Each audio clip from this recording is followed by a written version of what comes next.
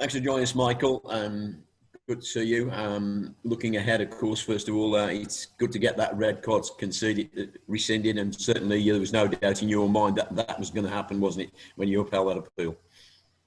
Well, we're optimistic. We felt, obviously, having watched the footage of the incident, that it was a very, very poor decision. And obviously it had a big bearing on the game at a point in the game where I felt we were in a strong position to go and win the game. And then to be deprived of a player in pretty, unjust circumstances doesn't help. So I think the players deserve a lot of credit for making sure we didn't lose the game, trying to win the game as well. Because obviously when you get a decision like that goes against you, it's easy to feel a little bit victimised. But it's good that it's been overturned, and obviously Nathan's available for the game tomorrow. And obviously you finished strongly in that game and showed your I suppose, resilience in more ways than one to pick up a point, although it was probably not where you wanted in more ways than one, because you're still looking for that first home win. But you would have taken a point at that stage of the game, Michael, wouldn't you? Yeah, I think so. The key was to, we tried to keep two up front for as long as possible. We had to change a little bit and go basically, one up and two banks of four. But we still carried a threat, and that was the most important thing. You're right, we obviously would have far preferred to have 3 points from the game, but that wasn't to be. But the important thing was, given the circumstances, that we didn't lose it, and I think that showed a bit of certainly the resilience of the team and the spirit that's in the team as well. As we approach the game, then, Michael, is there any major problems, any sort of niggles or slight doubts as we look forward to the game tomorrow against Brentford? Well, Sam Clucas will not be available. But pretty much everyone else is, longer term people, and one or two people getting back to fitness that are still a little bit short fitness wise, but otherwise, we've pretty much got everyone available. Sam still having the problem with his calf injury, and Ryan suffering the same problem, calf injury. Yeah, well, Ryan's back in training now and has trained this week, so it's been good for him. He's had a very, very frustrating time, and he just needs to build that up over a period of time. We can't, at stage of the season where we don't need to take unnecessary risks with Ryan. At times we had to do that last season, so he just needs to get regular training under his belt, start to play some minutes in the 23s and then obviously be back fit and stay fit is where we want to see Ryan. So Sam's is different, obviously it's short-term injury. And we hopefully, as I say, he'll be back within the next week. I know the time scale is difficult for you to, I suppose, tell us all about Joe, but is he making the type of progress in the way you would want, and obviously the medical team, Michael? Yeah, I mean, a long-term injury like Joe's, it's very difficult on an Achilles to put specific time frames. Players sometimes are back within 6 months, but ultimately are at times at a higher risk of re-rupture.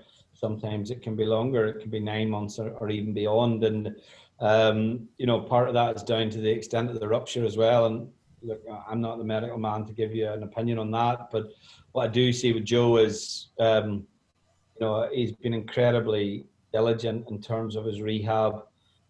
Patient. There's times where he's maybe had to step off it a little bit, but he's been on the grass this week. He's been involved in some of the football, albeit passive, and that there's no risk to obviously in adding to that in terms of anything he's done has been non-contact. But it's just nice to see him back on the grass, given the work that he's done to get to this point. And obviously we just got to be in this final stages of his recovery. We have to be as diligent as we can be, and it's been very difficult, I think, for any player with a long-term injury who's had to deal with lockdown and COVID as well, because that happened quite soon after his surgery, and all of those things are factors that don't help in terms of recovery.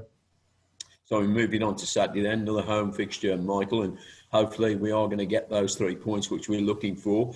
How do you assess Brentford? Because they've lost two of their most influential players. I know they're a good team, and they're still right up there, I suppose, with the front runners in 7th place, but only 1 point separating you and Brentford. You're in 9th, they're in 7th. So it should be an attractive open game, but it doesn't always drop like that. But they're still a good team. Do you envisage that the manager will change any part of the system, what you had last season when you faced them? No, we expect to see different personnel, obviously, but same style of play, same system. From what we've seen and the analysis that we've done, you still have Mbeumo, who's a very good player from last season. They've obviously lost Benrahma and lost Watkins, but I've spent a lot of money on a striker and Ivan Toney as well. So we expect they're slightly different, maybe from what they were last season. Toney gives them a little bit more, maybe, of a physical presence up front. But we expect a very difficult game, and I think it's a game where we can.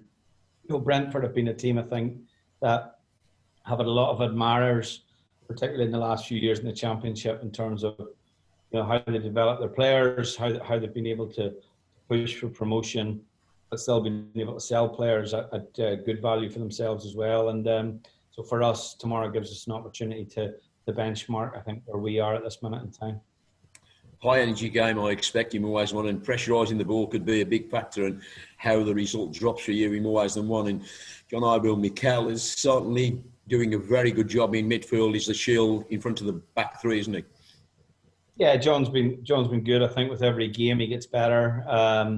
We knew it would take him a bit of time after a spell in Turkish football, having not played since really last March.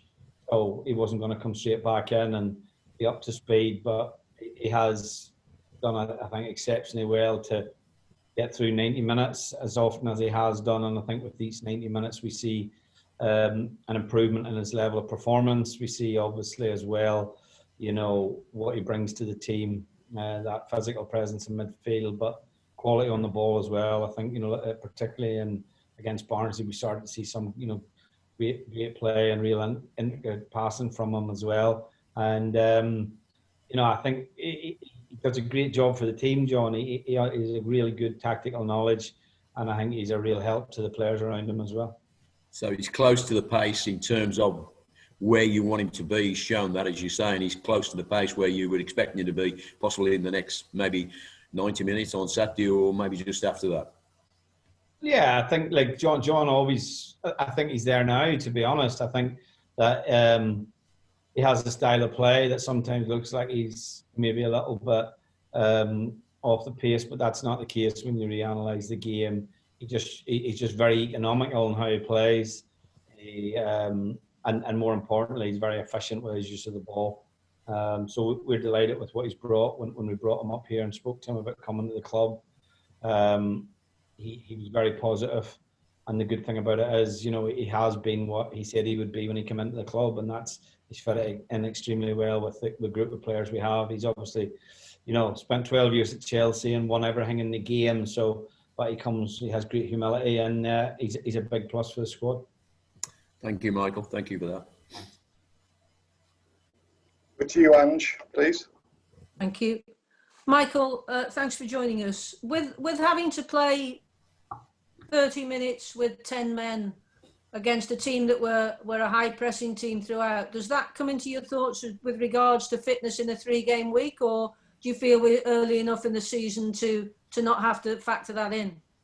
No, I think we have to consider that. There's no doubt, you're right. We have to consider that in terms of the freshness of the team in certain areas. There's a lot of demands on the wing backs in the system as well, midfield as well, and you want your front players as sharp as possible also. So those are all things we'll consider in terms of the starting team, and we have to manage the squad through this period of games.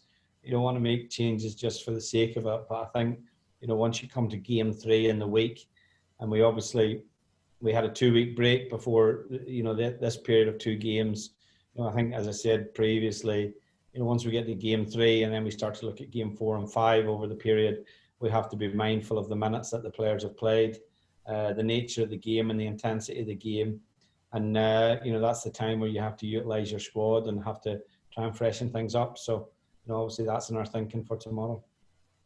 You talked about the 3-5-2 system making Stoke more difficult to beat and to stop us conceding goals. But you must have seen, maybe you haven't seen, but I'm going to tell you, fans have been somewhat critical at this early stage of the season of how Stoke are setting up at home.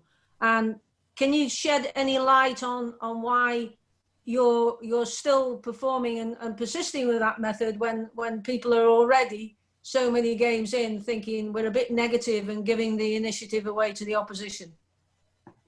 I wouldn't agree with that at all.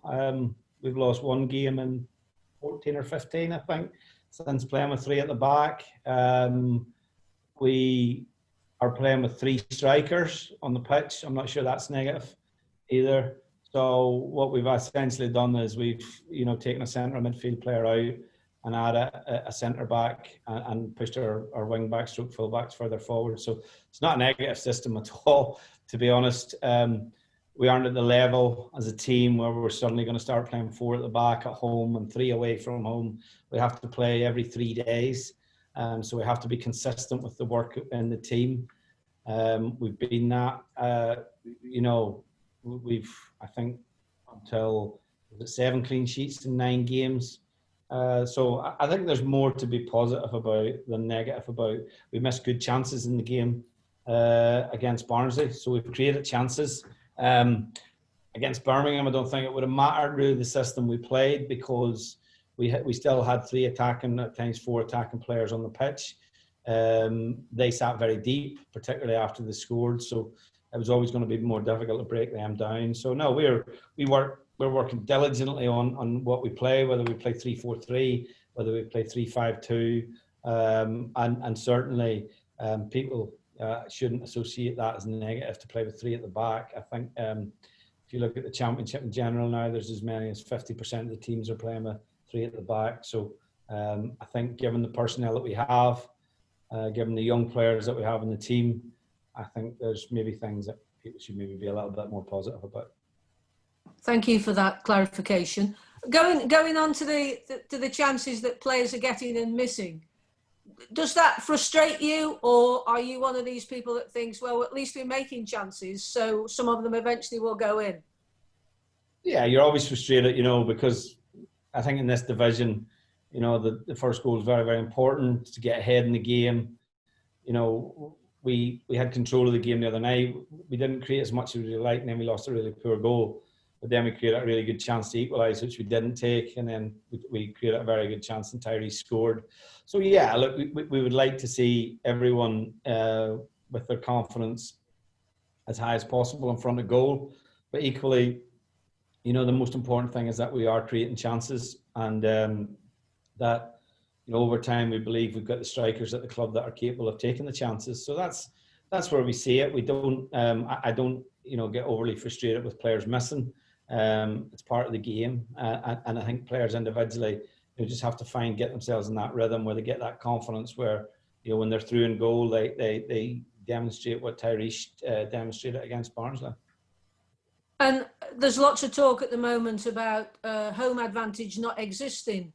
I haven't seen anybody that's come up with a theory of what you can do to replicate the effects of a crowd like Stoke City's crowd, for example, that I would imagine when we were 1 down against Barnsley might have lifted the crowd a little bit. But do you still feel there's, even if it's a small advantage, an advantage from being at home just through the familiarity of surroundings?